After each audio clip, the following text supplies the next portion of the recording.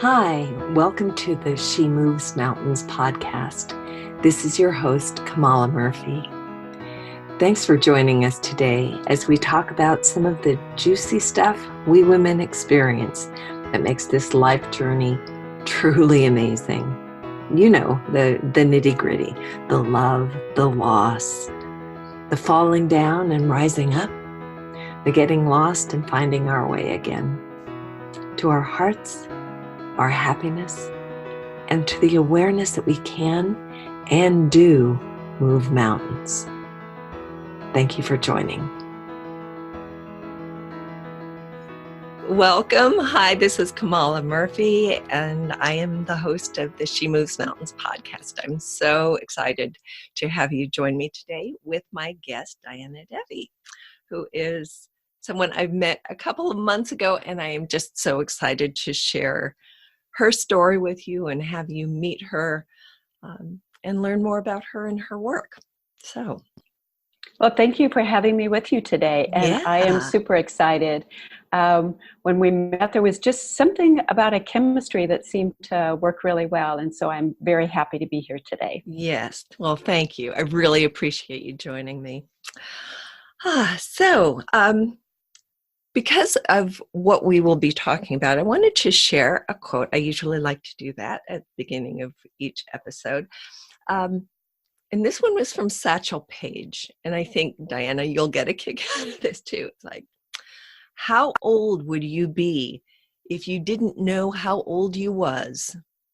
And that always tickles me because it's just that sense of, how old are we? It's because it's a matter of how good we feel. And age doesn't really matter. And I think you have something to say about that. So. Well, and that is so true because, a lot of it is our perception. And it's perception that we have ourselves, but also perception from society. Yes. So a prime example is I was looking at getting a moisturizer that has a sunscreen in it. And I was looking through these various ones because I wanted one that was really clean. And all of them show models that are in their 20s and 30s. And, my skin is not quite the same as that. So it took some effort.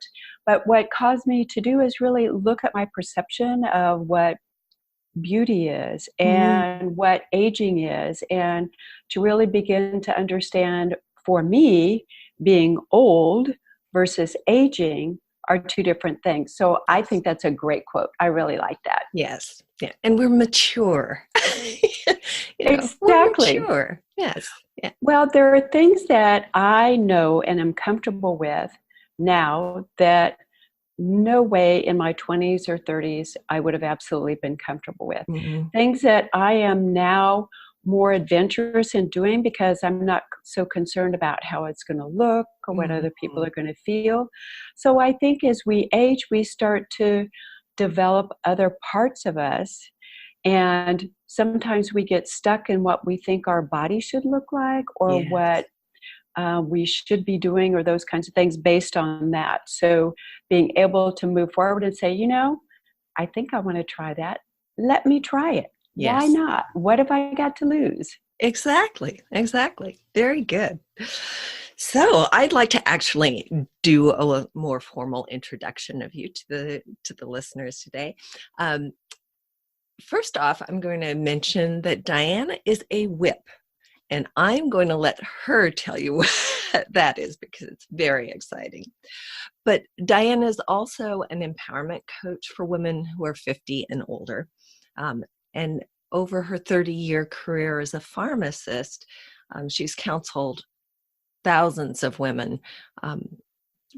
I imagine with the medical or medicines, medications, but also the non-medications that are going to help them. And she has a personal passion for staying youthful through informed daily body movement and eating well. But it wasn't until she had her own health crisis that she really found her calling, which is this empowerment coaching with health. Diana's experience with aging was much like the rest of ours, that she had a stressful job that was rewarding, But as the years progressed, she started to notice that her body was changing. Like, yeah, so many of us, right? By the time she was in her 50s, she noticed she was gaining weight around the middle and that she wasn't sleeping well. And she knew that something had to give here. So she was going to change something. She called on her years of experience in healthcare and decided to figure out what it was she needed to do to feel good as she was aging. Through her years of experience in ballet and Pilates, body alignment, and as an Argentine tango instructor, she knew how movement, of the body really can affect the brain and our well-being. So adding to her expertise, Diana incorporated her 40 years of experience in meditation and the use of other techniques to calm body, mind, and spirit. So pulling all of these together, Diana created a program for women to be able to proudly claim their place in the world and to enjoy an ageless life. Her goal is to help every woman achieve whatever their unique version of WIP embodies. So she wants her clients to live that phrase that age is just a number. It's how you live your life that counts. Much like Satchel Paige, right? Exactly. Yeah.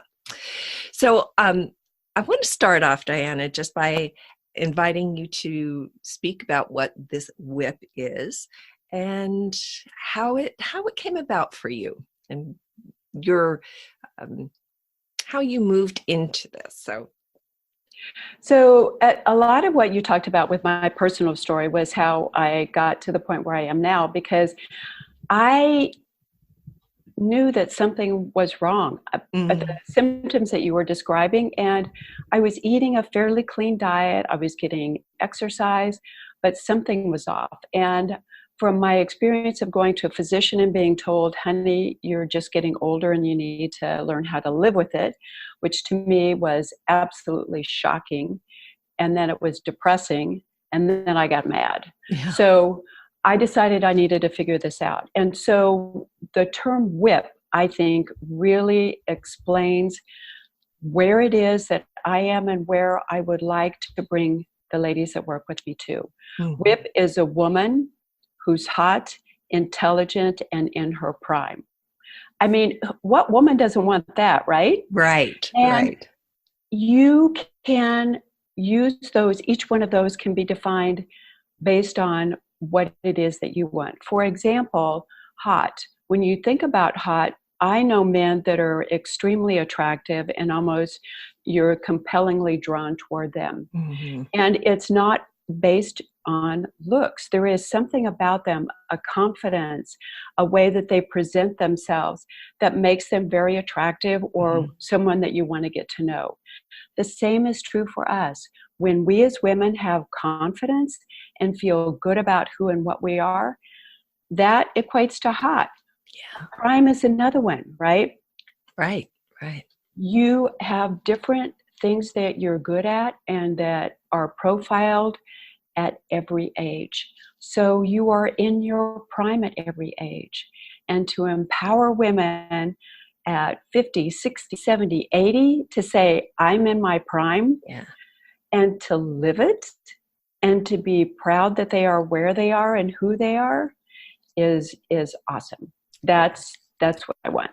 Yes. I love that. And it so fits with the idea of flambe for me. It's like feeling like $1,000,000 and, being hot and I'm sure all of my listeners are WIPs in their own right. And just, what does hot mean and what is in your prime? And you can even, the intelligent piece. I know a lot of women say, oh, I'm not really, I don't want to admit that I'm intelligent. It's like, why not? Let's own it at this point in our lives, right? Exactly. I mean, it's like women that tell me that they're no good at math. And I say, can you balance your checkbook? Do you go to the grocery store and know about how much it is that you're going to spend? Math. It's that perception thing.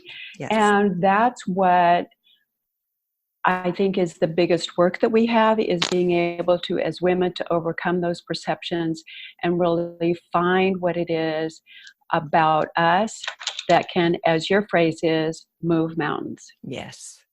Yeah. Because the world will be a different place if we do that. Right. I don't know. I get chills when I hear you talk about that, because it's so true. It's like we are in our prime at whatever age we are, but it's like, this is, here's an opportunity to just really go for it and make a difference in the world in our own unique ways. So that's great.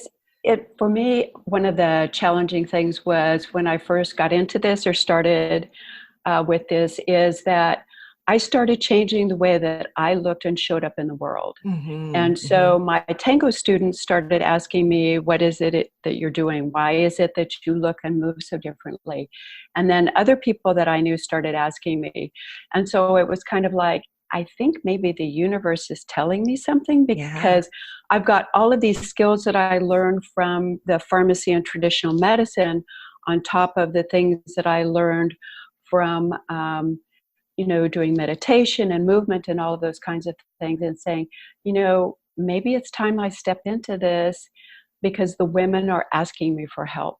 Yeah. The need is there. It's time for me to step into it, which was kind of like, oh, I don't know if I'm ready for this, but boom, here we are. Yeah. Yeah. So what were some of the challenges that you faced as the mental of, am I ready? But were there other challenges that you faced that in coming out and really stepping into this? It's not just the whip, it's agelessness. Yeah. Part of it was my own ageism, right? And thinking that, well, I don't know if I could do that, or I don't know if I should. So I'll give a prime example. I'm 63, and I decided to get 2 cats. And I got them as young. They were 6 months old when I got them. And I had people say to me, well, aren't you a little bit old to get cats? I mean, they live for like 15 to 20 years. And I thought to myself, what the hell? Seriously? You're telling me not to get animals because you think I'm going to die before they do? Wow. I mean, there's so many subtle ways that this comes up. Yeah. But I keep going back to, if Helen Mirren, at the age of 74, can run down the L'Oreal runway on Paris Fashion Week, 74, right? Right. And kill it, there is no reason any of us can't find that within ourselves and do it. Part of it is being willing to take the risk. And, you might not get it all right the first time, but, you know more than you did before you started it. Yep. And it's actually kind of empowering when you do something and it's like, I did it. I'm alive. Nobody died, The world did not end. I can still do this, right? Yes, exactly. And most importantly, I did not die. I did this and I didn't die. So, okay, good. I got hurt at all, I survived. Right. Right. Yeah. And it's so true that you take that risk and you recognize, I've got all my body parts still. I didn't die. And there is that sort of a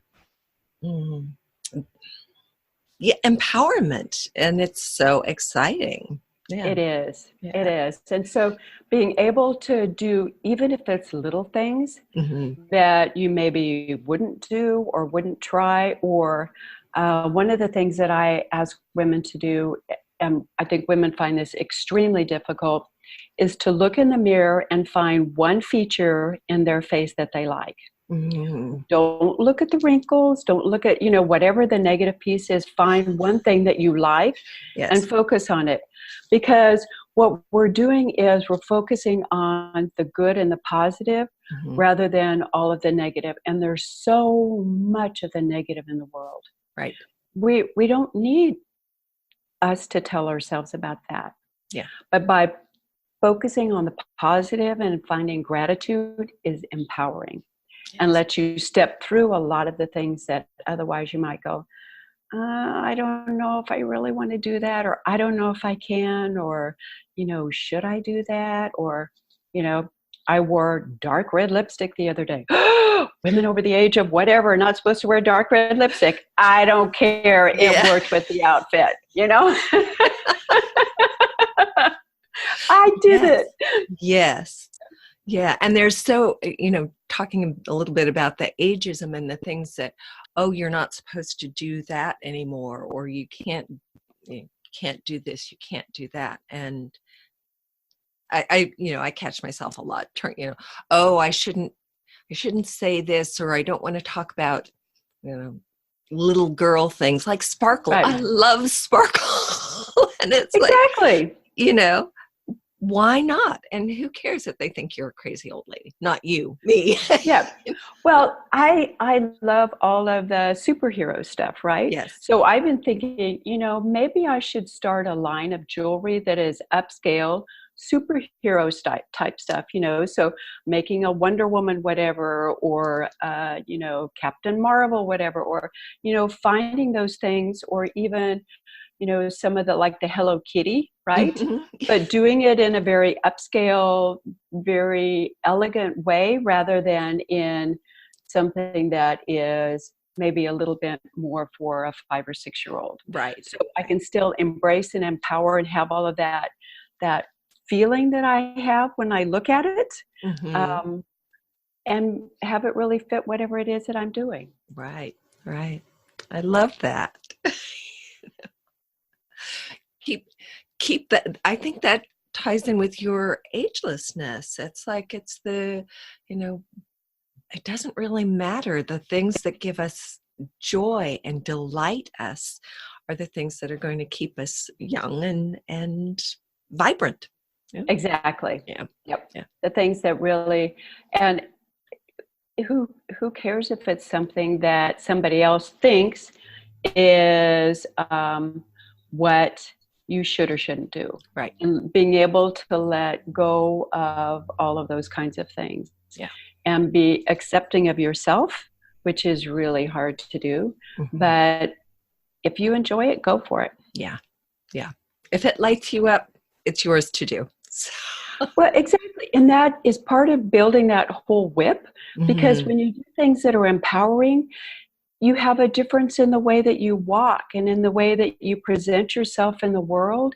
And rather than having the rounded shoulders and kind of that whole body positioning that says, I'm invisible and leave me alone, you're more out in the world and you're ready to experience it and be a part of it and be present in it. And invisibility is another thing that women in their 50s and over talk about. And I think part of it is because our bodies have been changing so much, we don't have the confidence in what it is that we can and can't do. Yes. Again, doing things that help us bring that confidence back, starting to, do things for ourselves that we didn't do in our 20s and our 30s and our 40s because we were taking care of everybody else, and also devoting so much time to our jobs and careers. It's time for me to invest in me. Yeah. So what kinds of things would you suggest that women especially do to, and it's the moving our own mountains, because a lot of it's in your head. People, most of my mountains are in my head. So what kinds of things do you suggest? So I suggest things like, some women like to join a book club or a reading group. Some are in knitting. I tend to recommend things for people that get movement involved. So join a walking club, or take a dance class, or, enroll in a water aerobics class or swimming, or something that really starts to get your body moving, because that also has a lot of benefits, because we sleep better, we have less pain, we have less cravings for sugar. I mean, there's a whole host of things that happen when we start moving. So one of the things that I recommend for women is, especially if they say, I don't have time, great. find your favorite shake your booty song, and I mean literally one that really gets your body Yeah. moving, Yeah. and put it on for 3 minutes and jump and dance around. Yeah. And that starts to really, get you moving and feeling better. And so you start with one song, and then you do 2 songs, and then you do other things, and really start to be able to say, I can do this. Yeah. I have more energy. There are more things I can do. A lot of women will say, what is it that you wanted to do all of your life, but you have not had the chance to do? Yeah. I knew a woman who took up sailing Huh. because she'd always wanted to do sailing and never had the opportunity. Rock climbing, which I thought, wow, I'm not into rock climbing, but I think that's awesome. So there are places even here in Minnesota where you can go inside that they put all the belts and everything on you and teach you how to do the rock climbing, or investigate, take an art class, take a writing class. There's a lot of community ed things, lots of different things that you can do, but finding something that you've thought about that you'd like to do, but you never had the time to do. One woman took a cooking class. She learned how to make sushi. She always wanted, or ikebana. She wanted to figure out how to arrange flowers. So, and when you look around, there's so many opportunities, and they don't cost a lot. Right. You just have to look around. Right. That's great. And I especially like turning on the music piece. Last week I had some music that I really loved, cranked up, and I'm dancing around, and my husband walks down the hall and peeks in, and he's like, I knew you'd be dancing. Some of these songs you just have to move. You have to. You have to. Absolutely. Yeah. Yeah.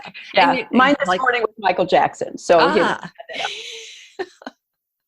but that's, it's really important to do that. And I think too, when you're moving your body, I think that's such a, just moving your body, you get more used to how it is now.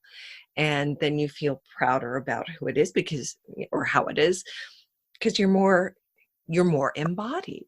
So you can. Absolutely. Yeah.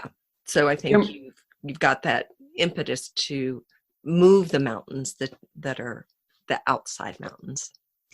Well, it's when we started to separate our brain from our body that makes it so difficult for us to move mountains, because we're not getting the feedback as to what it is that's working, what is not working.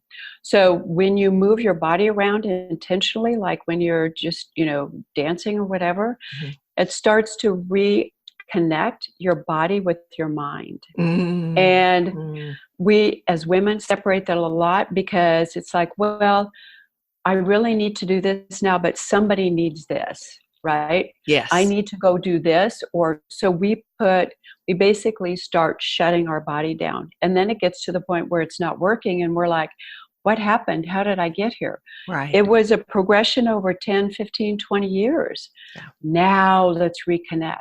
Yeah. And when we reconnect, we can do fabulous things. Right. I love that. Moving mountains, because it's like, who knows what the next thing will be and what you're being called to do. And this calling piece is really important, because, well, the mind, the body, it's just like, what are you being called to do that might just make huge difference in the world?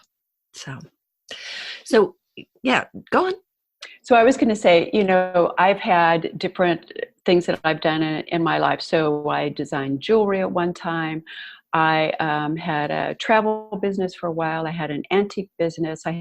So I've got all of these things that have so I've done body work. I've trained in body work. I've done dancing. I've done meditation. I've studied hypnosis and all of those kinds of things. And when you look at it, it seems very erratic. Right? Right. But at this point in my life, it's like all of these things are coming together now. Yes. And it's really, I can see how the pieces fit. So it wasn't that I was schizophrenic. It's just that I had a, kind of a random access mode to get to where I am today. Yes. And all of the things that have happened to me in my life brought me here. Yes. So I can free up some of the things of why did I do that in this relationship, or that regret is gone, because Right. without having experienced that, I wouldn't be where I am now. Exactly. And again, as you say that, I just get chills, because it's true for all of us, no matter, all of the various pieces. As we age, everything starts to make sense. It's like, it does. Yeah, we're here for a reason, and all of these circumstances, all these events, all this learning has been for a purpose. And now Exactly. it's time, right? Now it's time. Yeah. Which brings me to another kind of question. It's like, why is it time, Diana? Why, from your perspective, why is it so important now that we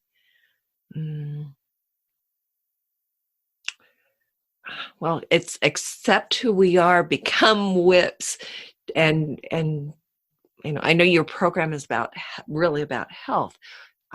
So all these things, why now does it feel like? Now I see a lot of pain in women. Mm. And Physical, mental, spiritual, or all of it. All of it. Yeah. And so part of it is because we have suppressed and denied many of the things that we are or what we need. And at the time, it may have been for a good reason, but now we are in a situation in which we don't feel good. We don't like the way that we look. We feel spiritually lost. We feel emotionally lost. I talk to many women who say, I don't know what I want. I know what I don't want. I don't want to feel this way anymore. And being able to help women get to the point where they can see what it is once they start to feel better and understand more of it is about themselves and what is driving them and what it is that they want. It is my belief the world will change. Our voices need to be heard. We need to share what it is that's happening to us. We need to be empowered. We need to help each other. Yeah. Right? So for me, the need is very pressing in that I don't want anyone to go through what I went through, because I was so tired some days I didn't have the energy to speak. It literally was an effort for me to talk. I had so much brain fog. I was like, one day I said, how do I spell with? And I was the human calculator in the group of friends. When we would go out and everybody'd say, okay, how much do we owe, and add the tip in. I was the one who did all the calculations in my head, and usually did it before, because we had somebody second check with a calculator before the person with the calculator. I was having a hard time doing simple addition and subtraction. So I knew there was something dramatically wrong. And traditional medicine didn't give me the clue as to what it was that I needed to do. So I decided I needed to do that for myself.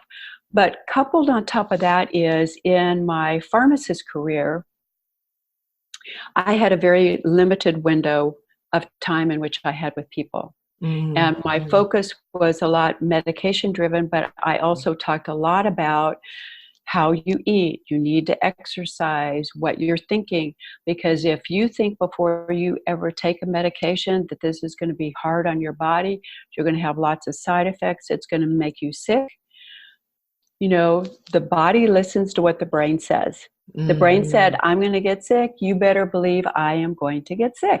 Yeah. I'm not going to tolerate it. So there's a lot of evidence that I had, and a lot that I tried doing through that environment, but it wasn't as targeted, and I didn't get the length of time to work with women to be able to take them through the journey, to be able to see, yes, I can come out on the other side. Yes, I want to start this blog that talks about things that you can do to feel better about yourself, or maybe you have an interest in child welfare, or maybe you want to do things for animals. Maybe your thing is gardening and how gardening can change the world, and how people feel better when they get their hands in the dirt and those kinds of things. Yes. So our voices need to be out there. Yeah. Yeah. You know, and I am thinking too about when I was growing up, women didn't really talk about, you know, some of the issues that they faced. So we don't really know. So having our voices heard, sharing our stories, to me seems so important, so that you're, you know, giving the next generation or the next group of women a hands up. This is what it's like. You know, this is, you know, this is how I walked this path. You know, it might be helpful. It might not, you know, right. But take it or leave it, you know, but I just find it so helpful to be able to share our stories, and it's freeing for us, because more of what we've shoved down, and that I think that can cause illness as well. The stuff that's lodged inside that hasn't had the breathing room. So I would agree. When we stuff emotion, what I see is that generally we stuff it somewhere in our body. Yes. And so when it's interesting to see when I'm working with a Tango student and working through movement, a lot of times they'll have restriction in a certain area. Mm-hmm. Mm-hmm. And when we're able to move through that restriction, when they're ready to let go of whatever that emotional trauma or stuffing is, it's very freeing for them. You know, some people are ready, some people are not. Right. So usually when they come to the point where they're ready to look at or feel what it is that restriction is, it's time to go back and process whatever it is that was stuffed in that place. Wow. Which to me is a lot of reason why movement is so important, because it allows us to release all of that stuff before it really starts to cause disease or significant restriction or pain. Another one, right? Yes. Trauma. Yes. Yeah. Yeah. Yeah. Wow. It's like, this is so rich. I feel like I could go on for an hour talking. Well, it's nice. It's just a conversation. So yeah, exactly. Well, I would love to have you share with our listeners, you know, how they can find out more about your work and about you and your programs. So, you know, I'd love to have you share that, and everything that you mentioned I'll be putting in the show notes so that people have access. Perfect. Yeah. Great. So I have a Facebook group, and it's an Ageless Life. So you can jump onto that group. And I also have a private group that I'm starting to share more and more information with. So I like to combine some of the Facebook Live with some of the writing, because I just think it's nice sometimes to see people or to interact as far as that goes. Yes. They can find me on my website at anagelesslife.com. Great. You can send me an email if you wish, diana@anagelesslife.com. I offer, if this sounds like something you're interested in, we can have a quick conversation to see what your goals are, if I can be of service to you, and those kinds of things. So you can send me a text message. I have my phone number on my website, and it's also on my Facebook. So pretty much any way you want to get a hold of me, I'm open to it. So, and I would love to hear from anybody who's interested, or if you know of somebody who might be interested. Yeah. Right? Yeah. That's wonderful. Do you by any chance have videos of you doing your Argentine tango on your sites? I have on my website, I actually have a video of Argentine tango. And the video was taken, it was about literally 98 degrees outside. Oh. It was in downtown Minneapolis. There was an Argentine tango concert that was going to be going on inside the concert hall. And there was a local tango orchestra who was playing. And I'm actually dancing in water behind it. A girlfriend of mine, she and I have been tango buddies for a long time. And I had been dancing on the regular floor, and I was hot and sweaty and all of those kinds of things. So I said, let's just go play in the water. So we just danced in the water. It's not the usual format that you see. And, you know, usually it can be men and women, or it can be women and women, or men and men. But like I said, she's a tango buddy. We travel around places. She and I started at about the same time, a couple of years apart. But we just wanted to dance. So there we are, dancing in this pool of water. It is absolutely was the most fun, and cooled you off right away. We're barefoot, as everybody else in the fountain is, but it's a lot of fun. Not technically the most precise, but it was a lot of fun to do. And I think it gives you a sense of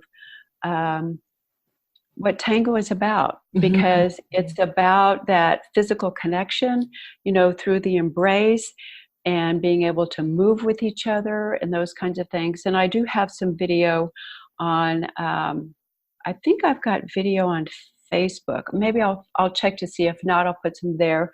I also have a YouTube site. I'll put some on there. And then I have some stuff on Vimeo. So wonderful. You'll see some different things. So yeah. And the reason I ask is that for the listeners, when I saw Diana do a few of her tango moves at this conference, it was just like, it was inspiring, and the body, and it just, I don't know. I love it. It's fabulous. It's so exciting. And so this piece about the video where you're in the pool, I'm thinking that's one of those, knock those shoulds or shouldn'ts away. It's like, and I'm not doing the tango in the standard way, but I'm doing it and I'm loving it. And here again, it's about loving our lives. Yep. So it is. Absolutely. Yeah. Anyway, so I should let you go, Diana, but I really thank you so much for joining me today. It was such a treat to speak with you and hear more about your story and your work. It's just wonderful. Well, thank you so much for having me. I had a blast. Yeah. We'll have to do it again. Absolutely. Yeah. Great. And for our listeners, thank you for joining today. Be sure to tune in next week. And if you would, rate and review this episode or any of the episodes, because it's sending out more good vibes, and good vibes are good for you. So until next time, love and blessings. Take care, all. Bye for now.